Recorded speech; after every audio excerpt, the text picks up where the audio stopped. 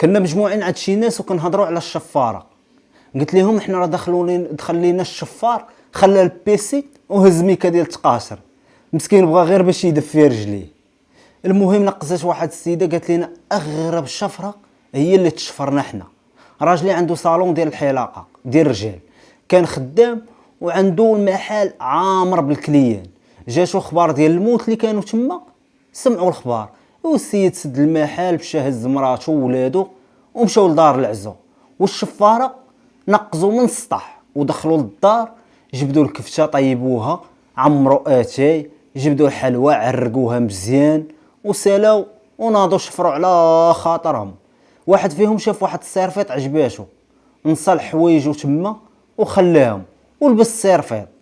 جا السيد وعائلته لقاو الدار مشقلبه، عيطوا البوليس، جاو داروا خدمتهم. شويه مول الدار ويبان لي واحد السروال مليوح في الارض، هزو قال لهم هذا ما دياليش.